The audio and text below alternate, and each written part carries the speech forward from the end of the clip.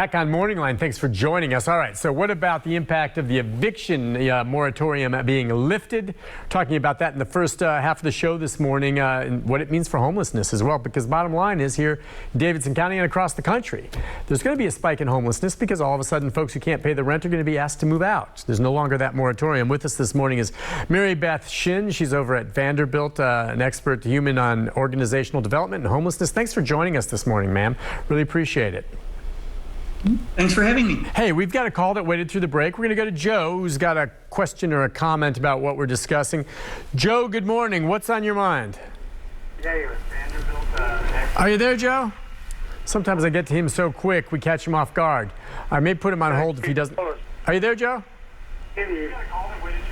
Okay, I'm going to put him on hold real quick. Rick, see if you grab him. Let me know when he's back on. He may have just stepped away. But let me ask you this. With the moratorium lifted, if someone is sitting there right now watching this program, Professor, and thinking to themselves, all right, I haven't paid rent in months. I know our landlord is desperate for that. I can't pay rent now. I'm likely going to be evicted. What do you suggest they do? You could call the Metro Action Commission to see if there's help available for you. There have been over 6,000 applicants, and a lot of the money has gone out the door or is pending, but that's certainly something that you can try. And, you know, the phone number there is 615-862-8860. So that's your first step. Call for that. And by the way, I mean, in the immediacy of it, and you talked about it before, sometimes right at that moment, I mean, evictions can be ugly depending on whether or not there's cooperation or not. But this is oftentimes if someone's refusing to get out, and there may be a few of those, I mean, the sheriff's department will show up. They will escort you from the building, and they will remove your items and leave them there on the front lawn. I mean, and that's the worst case scenario, but that sometimes happens. I mean, they kind of have to have someplace to go in the interim, do they? Or, you know, is it your understanding if they're seeking this, they may be given more time? I just don't see, now that it's lifted, if I'm a landlord that's desperate to get some revenue into my property, I'm not going to say, oh, yeah, you can have another month. Well, the landlord has to go to court. There has to be a process there. Yes, right. And can get legal defense. And so there should be a process there. If that doesn't work out, if at the end the person is evicted, as I say, the first thing you do is you go to your friends and your relatives and say, can you put me up? Can I move in with you? And so most people who get evicted never actually go to shelter or the street. And when they do, it's kind of down the line. It's after those informal arrangements break up. You know, you can be a tenant and a subtenant in somebody else's house or apartment for a few months. After that, you become a little less welcome as a guest. Then you might become literally homeless. But usually there's a process along that way. Yeah, it is the last resort, but many of those landlords may have started that process even with the moratorium in place for when it's lifted, they're ready to go. I know some may also end up living in their vehicles if they have cars and the like. So let's go to Joe. Joe, good morning. Are you there now, Joe? Yeah, I'm here. Hey, what's on your mind? Well, I'm kind of torn between two thoughts on this homeless stuff, because I saw an interview with a homeless person, and they tracked this family down. I think they lived in Indiana, and they said they had contacted him more than once about coming home, and that they would take care of him and make sure he had a place to stay and food and stuff. He said he didn't want that. I'll take you back just right quick to the 1930s, and when we had a big crisis of homelessness, and the problem was no jobs.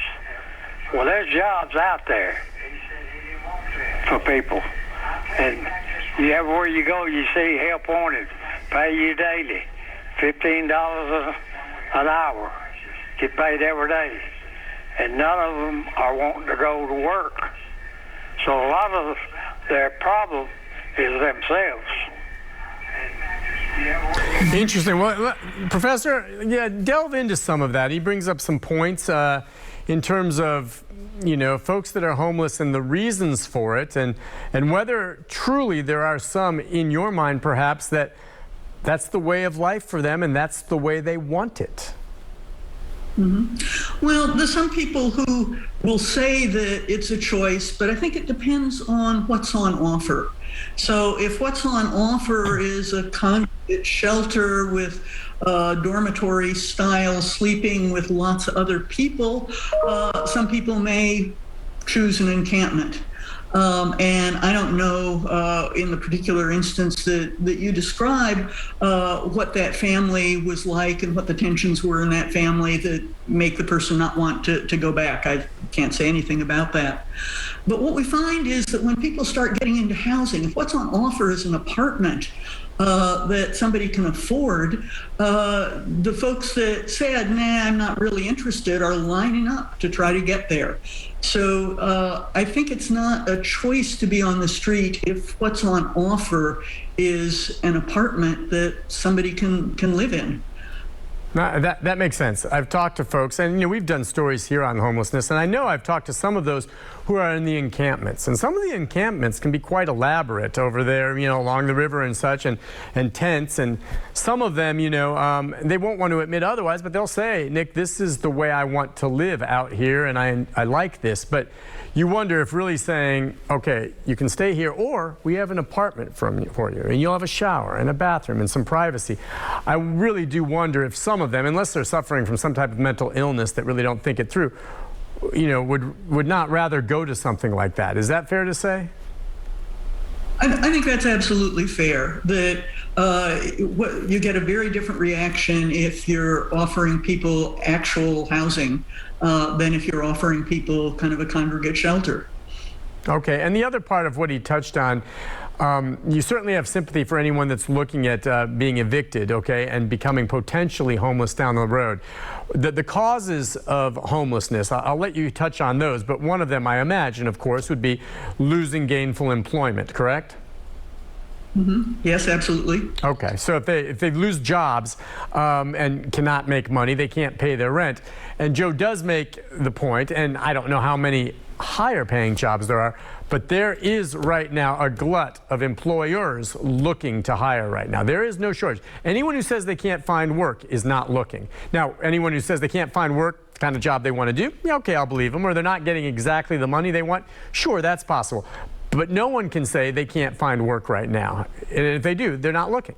And so you can make the argument, well, go get the job and start paying your rent. Well, the question is whether the job will pay enough to pay the rent.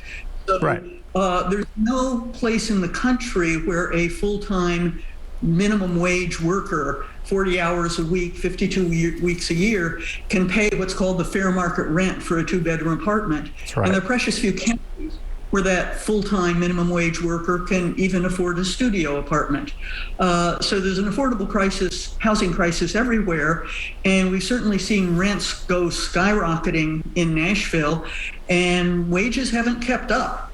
No, and that's exactly right. It's the amount of money, and if you're in one and you have the backlog, it's almost like you have to work for a while to build up a core of money so that you can then go ahead and get a place. Because, yeah, think about it, too. To get a place to live, if you're coming from the outside in, isn't it almost sometimes these landlords asking for first and last month's rent, a security deposit, then you also have to pay up front, your first month's rent, as well as, for any utility hookups. I mean, that can get into the thousands of dollars. And many of these jobs, just on their face, when you say, well, go get a job, you're right.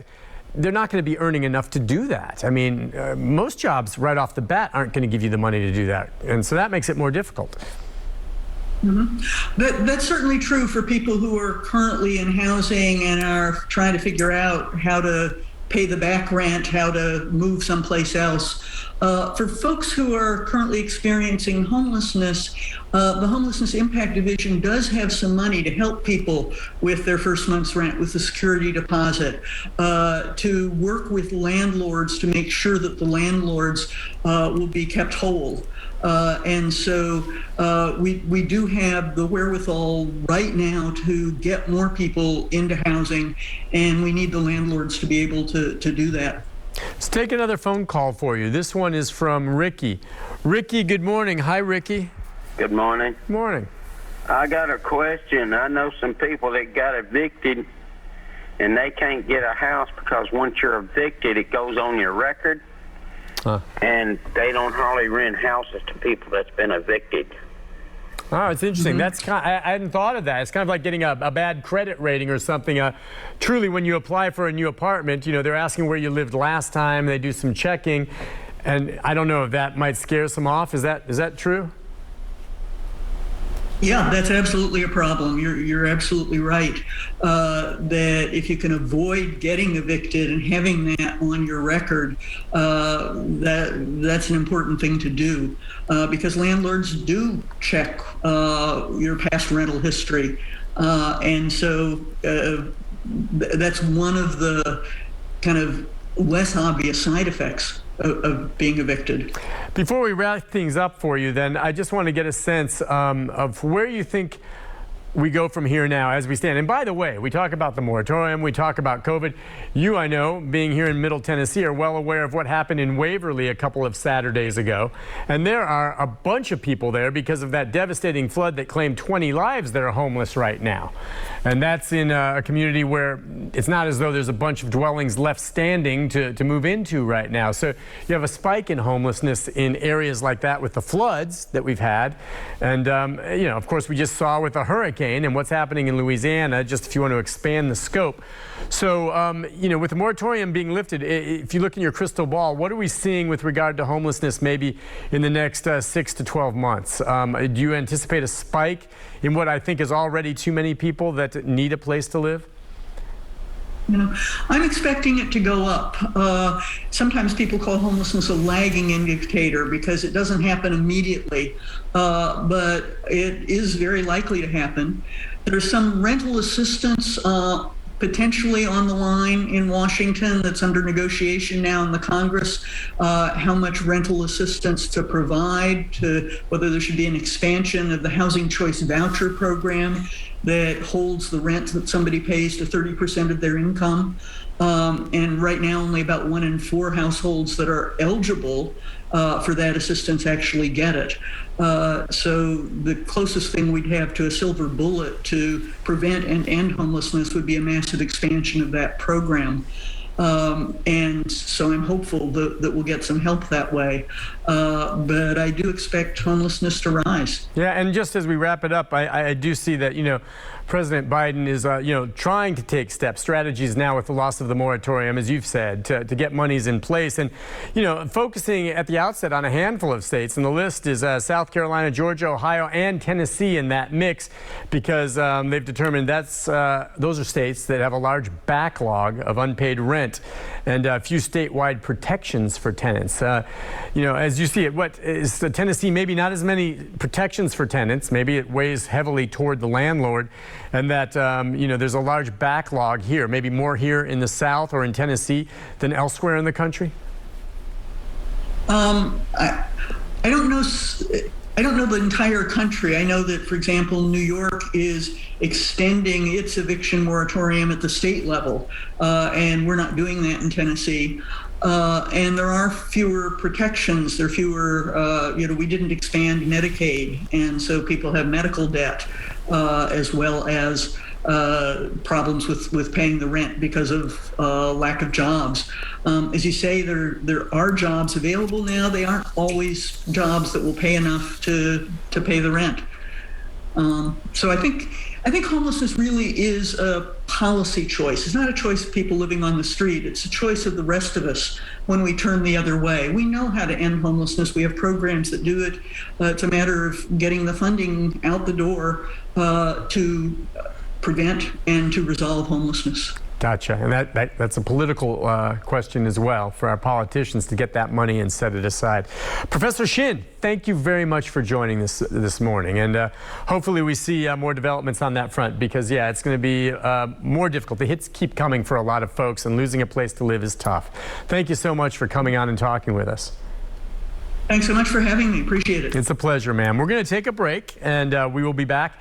When we do return, we're going to be opening it up. A few calls that you can touch bases on. I want to touch base on the verdict that came down yesterday in the Baby Adeline trial and where we go from there. Very interesting how that ultimately played out. And we've got some other issues that we'll talk about as well when we come back right after this. This is a Storm 5 weather update. For weather